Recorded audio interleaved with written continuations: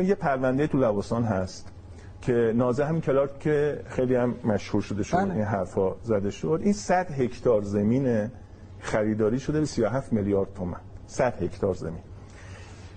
اینو اومدن رفتن کی خریده؟ کی فروخته؟ الان میگم مال کوثر بنی شهید. زمین مال کوثر بود. مال کوثر بود. آره. رفته اینو خریده. کی خریده؟ برادران نون. بفرمایید. نجفی. خب رفتن اینو خریدن. 3 تا برادران خریدن. بعد اومدن رفتن این رو چیکار کردن؟ این رو رفتن بردن کمیسیون ماده 5 50 هکتارش رو در واقع دادن برای فضای سبز. 50 هکتارش رو آوردن قطعات 2000 متری با 600 تا 900 متر، بنا در هر قطعه رو 250 قطعه میشه. 250 قطعه میشه. شروع کردن کاربری رو تغییر دادن. بنیاد کوثر اومده رفته چیکار کرده؟ یعنی کوثر بنی شهید رفته شکایت کرده، گفته اگه بنا بود که یه همچین کاری بکنه که من خودم راحت‌تر میتونستم بکنم. دستگاه قضایی تبانی کردن. دستگاه قضایی اومده رأی داده به نفع کی؟ به این خاطیان. به نفع خاطیان. همینی که الان من چندی قبل گفتم، همین فردی که دستگاه قضایی گفتم و گرفتنش و اینها، همون او پشت این قضیه بود. پشت این ماجرا بود. حالا حساب بکن یه دفعه چقدر طرف میاد 37 میلیارد میاره از کجا آورده سر جای خودش، میاره یه دفعه میشه صاحب چندین هزار میلیارد میشه.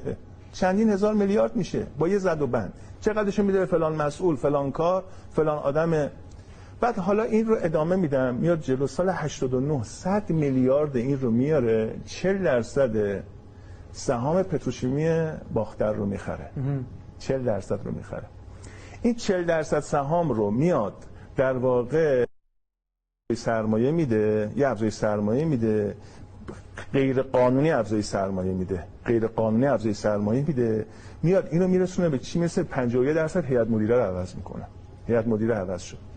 خب پتروشیمی باختر وقتی درست شد سال 82 این تصویب شد، از 84 85 این عملیاتی شد.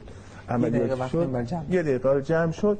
این عدد و رقمی که غیر از دوله گذاری و چی بود، این قرار بوده چند تا استان محروم ما رو این چیکار کنه؟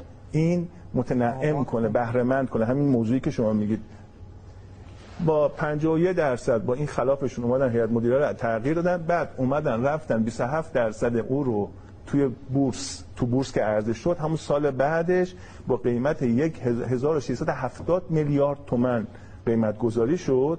یعنی اینا سهامی 100 تومان 101 تومان خریدن، بعد اومدن تو بورس رفتن 2400 خورده‌ای سهام قیمت گذاری شد، یعنی با زد و بند تو واگذاری ها گرفتن و بعد اومدن در واقع یک بخشی از این پول رو 250 میلیارد اولیه دادن، 250 میلیارد اولیه دادن از اون سهام، دیگه هم باقیش هم ندادن. اون 29.7% هم گرفتن رو سهام خودشون، نزدیک 80% کل این سهام رو گرفتن. قیمت اینجا چقدر بیارزه؟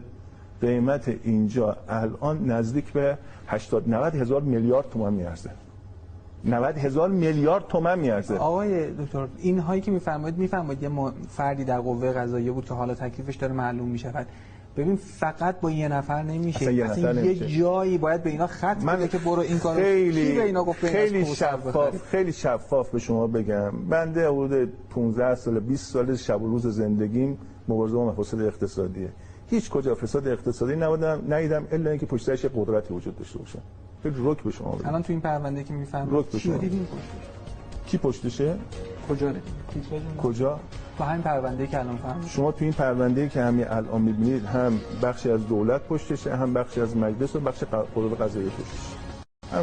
و هنوز به نتیجه نرسیده. میرسه. به امید خدا. من معتقدم جزء پرونده